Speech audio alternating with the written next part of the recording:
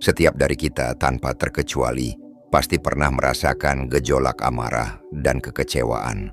Bukan karena masalah besar yang tak terduga, melainkan karena perilaku orang-orang di sekitar kita, keluarga, tetangga, atau bahkan teman dekat yang terasa begitu menyebalkan. Mereka mungkin piawai dalam mengomentari hidup kita, menyebarkan gosip tak berdasar, atau berlaku tidak adil.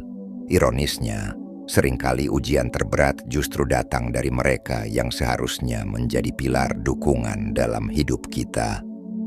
Coba sejenak kita renungkan kisah-kisah agung. Bagaimana perasaan Nabi Yusuf ketika saudara-saudaranya sendiri karena dengki tega membuangnya ke dalam sumur, atau bagaimana Rasulullah Shallallahu Alaihi Wasallam dengan kesabaran tak terbatas menghadapi cacian dan gangguan dari kaumnya, bahkan dari sanak keluarga terdekatnya. Jika para nabi yang mulia saja diuji sedemikian rupa, pantaskah kita menyerah ketika menghadapi ujian serupa? Allah Subhanahu wa Ta'ala berfirman dalam surah Al-Baqarah ayat 155, "Dan sungguh akan kami berikan cobaan kepadamu dengan sedikit ketakutan, kelaparan, kekurangan harta, jiwa, dan buah-buahan, dan berikanlah berita gembira kepada orang-orang yang sabar." Ayat ini adalah pengingat tegas bahwa ujian adalah bagian tak terpisahkan dari perjalanan hidup kita, termasuk ujian yang datang dari interaksi dengan sesama manusia. Lantas, bagaimana kita seharusnya menyikapi perilaku yang mengusik itu? Apakah kita harus membiarkan amarah dan dendam menguasai hati? Haruskah kita membalas dengan perlakuan serupa? Atau adakah jalan yang lebih mulia dan bijaksana yang diajarkan dalam Islam? Mari kita selami lebih dalam hikmah dan tuntunan ilahi dalam menghadapi ujian ini. Menerima ujian sebagai takdir ilahi. Langkah fundamental dalam menghadapi setiap ujian adalah kesadaran penuh bahwa ini adalah ketetapan dari Allah. Ketika kita berhadapan dengan orang-orang yang menyebalkan, reaksi spontan kita mungkin adalah kekecewaan dan amarah. Namun jika kita mampu memahami bahwa setiap ujian adalah jalan untuk meningkatkan derajat diri di sisinya, maka penerimaan akan menjadi lebih mudah. Sabar, dalam perspektif Islam, bukanlah sikap pasrah tanpa daya atau membiarkan diri diinjak-injak. Sabar adalah kekuatan untuk mengendalikan emosi, menahan diri dari keluh kesah, dan menjauhkan diri dari tindakan yang keliru. Dengan kesabaran, kita memilih jalur yang lebih baik, jauh dari lingkaran keburukan yang berbalas. Ini bukan tentang membiarkan orang lain bertindak semena-mena, melainkan tentang memahami bahwa ada keadilan dan hikmah dalam setiap takdir Allah. Ujian yang datang dari orang lain sesungguhnya adalah ladang pahala yang tak terhingga. Seringkali kita bertanya, mengapa saya harus menghadapi orang-orang seperti ini?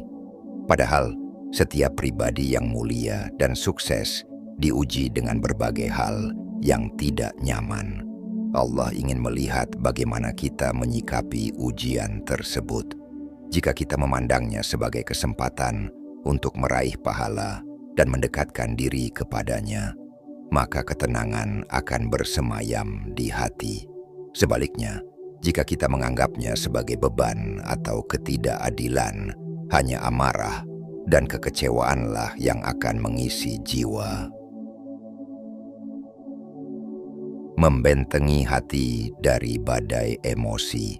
Setelah memahami bahwa ujian ini adalah takdir Allah, langkah krusial berikutnya adalah membentengi hati agar tetap sabar dan tidak terlarut dalam emosi.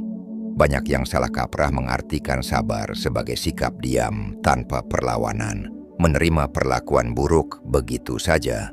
Padahal, kesabaran sejati adalah kemampuan luar biasa dalam mengelola pikiran dan emosi negatif. Ini adalah kekuatan spiritual yang memungkinkan kita mengubah setiap rasa kesal dan kecewa menjadi ladang pahala tanpa batas. Dengan pemahaman ini, kita akan lebih mudah menenangkan diri dan mengendalikan emosi, bahkan ketika dihina atau diperlakukan tidak adil. Mengubah perspektif juga memegang peranan penting. Mungkin saja orang yang menyebalkan itu sedang dilanda masalah pribadi yang berat, sehingga ia bersikap demikian. Bisa jadi, inilah cara Allah mengajarkan kita untuk menjadi pribadi yang lebih kuat dan sabar. Atau bahkan, mungkin Allah sedang menjauhkan kita dari keburukan yang belum kita sadari. Dengan mengubah sudut pandang, kita tidak lagi melihat mereka sebagai musuh, melainkan sebagai bagian dari ujian yang harus kita hadapi dengan kearifan. Strategi menghadapi interaksi, ketenangan dan akhlak mulia, menghindari konfrontasi yang tidak perlu.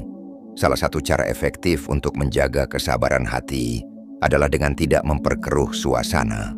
Allah berfirman dalam surah Al-Furqan ayat 63, "Dan hamba-hamba Tuhan yang Maha Pengasih itu ialah orang-orang yang berjalan di atas bumi dengan rendah hati, dan apabila orang-orang jahil menyapa mereka, mereka mengucapkan kata-kata yang mengandung keselamatan." Jika seseorang terus-menerus mengusik kita, menjaga jarak interaksi seringkali diperlukan. Ini bukan berarti memutuskan tali silaturahmi secara total, melainkan menjaga batas agar kita tetap bisa sabar dan tidak terbawa emosi. Memang, menghadapi orang menyebalkan tidak mudah, tetapi sangat mungkin dilakukan jika kita memahami ilmunya. Menghadapi dengan akhlak terbaik. Setelah memahami bahwa gangguan ini adalah ujian dari Allah dan belajar mengendalikan hati, langkah selanjutnya adalah menghadapi mereka dengan akhlak yang mulia. Islam menganjurkan kita untuk membalas keburukan dengan kebaikan, karena akhlak yang baik adalah cerminan keimanan sejati. 1. Bertutur kata lembut dan bijak. Hindarilah membalas kata-kata kasar dengan kekasaran serupa. Gunakanlah kata-kata yang bijak dan menenangkan. Rasulullah SAW adalah teladan sempurna dalam menggunakan tutur kata yang lembut, bahkan kepada mereka yang memusuhinya. Ini adalah bentuk ketaatan kepada Allah dan manifestasi akhlak yang luhur. Dalam menghadapi orang yang menyebalkan, pilihlah diksi yang lembut, bukan cercaan atau hinaan. Dengan demikian, kita tidak akan memperburuk keadaan dan tetap menjaga kehormatan diri. 2. Menjaga ketenangan dan tidak mudah terprovokasi. Orang-orang yang menyebalkan seringkali ingin melihat kita marah atau kehilangan kendali. Jika kita tetap tenang, mereka tidak akan mendapatkan respons yang mereka inginkan. Tarik napas dalam-dalam, pikirkan matang-matang sebelum merespons. Dengan cara ini, kita dapat bersikap bijak tanpa dikendalikan emosi. 3. Memaafkan dengan penuh kebijaksanaan. Memaafkan bukan berarti membiarkan diri terus disakiti. Islam menganjurkan pemaafan, namun bukan berarti kita harus terus-menerus menerima perlakuan buruk. Allah berfirman dalam surah Asy-Syura ayat 40, "Dan balasan suatu kejahatan adalah kejahatan yang setimpal. Tetapi barang siapa memaafkan dan berbuat baik, maka pahalanya atas tanggungan Allah." Ayat ini menegaskan bahwa kita boleh membalas setimpal, namun memaafkan dan berbuat baik adalah pilihan yang lebih utama dan bijaksana. Jika ada tetangga yang sering menyakiti atau bersikap kasar, tetaplah bersikap ramah dan tawarkan bantuan saat mereka membutuhkan. Jika rekan kerja gemar mencari kesalahan, tetaplah profesional dan hindari intrik. Jika ada anggota keluarga yang sulit diajak berkomunikasi, cobalah bersikap lebih sabar dan tidak mudah tersinggung. Sikap kita bisa menjadi cerminan ajaran Islam yang sebenarnya. Dan siapa tahu, orang-orang yang awalnya menyebalkan justru berubah menjadi lebih baik karena melihat teladan dari kita. Menghadapi orang yang menyebalkan dengan akhlak mulia bukan berarti membiarkan diri diinjak-injak, melainkan menunjukkan bahwa kita teguh memegang prinsip Islam. Batasan interaksi dan refleksi diri. Menjaga jarak tanpa memutuskan silaturahmi. Terkadang, meskipun kita telah berusaha bersabar dan berakhlak baik, ada saja orang yang terus-menerus menyakiti kita dengan perkataan atau perbuatan mereka. Dalam Islam, menjaga silaturahmi bukan berarti harus selalu dekat dan terlibat intens dengan orang yang memberikan pengaruh negatif. Islam mengajarkan kita untuk mengendalikan diri dan memilih interaksi yang positif. Sebuah hadis riwayat Bukhari dan Muslim menyebutkan, tidak halal bagi seorang Muslim untuk mendiamkan saudaranya lebih dari 3 hari. Hadis ini menunjukkan bahwa meskipun ada perselisihan, kita tetap harus menjaga hubungan baik, seperti memberi salam atau menjawab salam. Namun kita tidak dianjurkan untuk berinteraksi secara intens dengan orang yang terus-menerus menyakiti kita. Menjaga jarak yang bijak seringkali diperlukan untuk menghindari konflik lebih lanjut. Beberapa strategi yang dapat diterapkan. Batasi komunikasi. Jika harus berkomunikasi, lakukan secara singkat dan langsung pada intinya. Hindari percakapan yang berlarut-larut atau topik yang berpotensi memicu konflik. Jika sudah diketahui bahwa interaksi yang terlalu lama hanya akan menimbulkan masalah, fokuslah pada hal-hal penting saja. Menjaga jarak ini bukan bentuk kebencian, melainkan upaya melindungi diri dari energi negatif.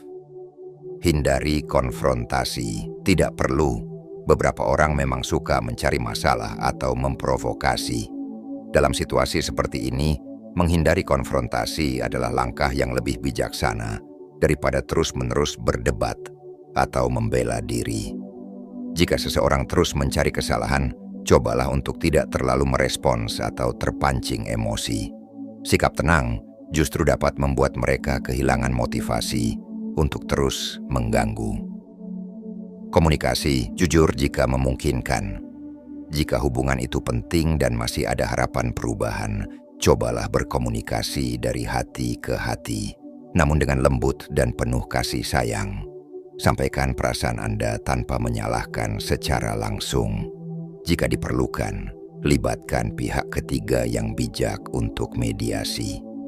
Namun jika masalahnya terus berulang dan menimbulkan kerugian, maka menjaga jarak demi harmoni diri menjadi pilihan yang diperbolehkan dalam Islam. Islam mengizinkan kita membatasi interaksi tanpa harus memutuskan tali silaturahmi. Mengambil hikmah dan mendekatkan diri kepada Sang Pencipta. Menghadapi orang yang menguji kesabaran memang tidaklah mudah. Namun ini adalah kesempatan emas untuk tumbuh dan berkembang. Allah tidak akan membebani hamba-Nya melebihi batas kemampuannya. Setiap ujian adalah caranya untuk menguatkan kita. 1. Introspeksi mendalam. Seringkali, ujian yang datang dari orang lain adalah cerminan dari sesuatu yang perlu kita perbaiki dalam diri sendiri. Mungkin Allah sedang mengajarkan kita untuk lebih sabar, lebih ikhlas, atau lebih rendah hati. Ini adalah momen untuk bertanya, apakah ini cara Allah mengajarkan saya untuk lebih memahami perasaan orang lain? Adakah sifat dalam diri saya yang perlu diperbaiki agar saya lebih bijaksana dalam berinteraksi? 2. Meningkatkan kualitas doa dan ibadah. Tidak ada ketenangan sejati yang dapat kita raih selain dari Allah. Ketika hati terasa lelah menghadapi orang yang menyebalkan, berlindunglah kepadanya untuk menenangkan diri. Dekatkan diri kepadanya melalui salat, membaca Al-Quran, dan berzikir secara istiqamah. Amalan-amalan ini akan menenangkan hati dan memberikan kekuatan spiritual untuk menghadapi setiap tantangan. 3. Fokus pada hal positif. Alihkan perhatian dan energi dari rasa kesal terhadap orang yang menyebalkan. dan arahkan pada aspek-aspek kehidupan lain yang berjalan lancar dan sesuai harapan. Jika kita terus-menerus membiarkan diri terlarut dalam kekesalan, maka energi negatiflah yang akan terus memenuhi hati dan pikiran kita. Menghadapi keluarga, tetangga, atau teman yang menguji kesabaran adalah bagian tak terhindarkan dari ujian hidup. Islam bukan hanya sekadar menganjurkan, tetapi mewajibkan kita untuk menghadapinya dengan bijaksana, ketenangan, dan akhlak yang mulia. Dengan senantiasa mengingat bahwa ini adalah ujian dari Allah, kita dapat mengambil pelajaran berharga dari setiap pengalaman dan menjadi pribadi yang lebih bijak. Mari kita panjatkan doa kepada Allah. Semoga Dia senantiasa menganugerahkan kesabaran dan kebijaksanaan dalam menghadapi setiap ujian hidup.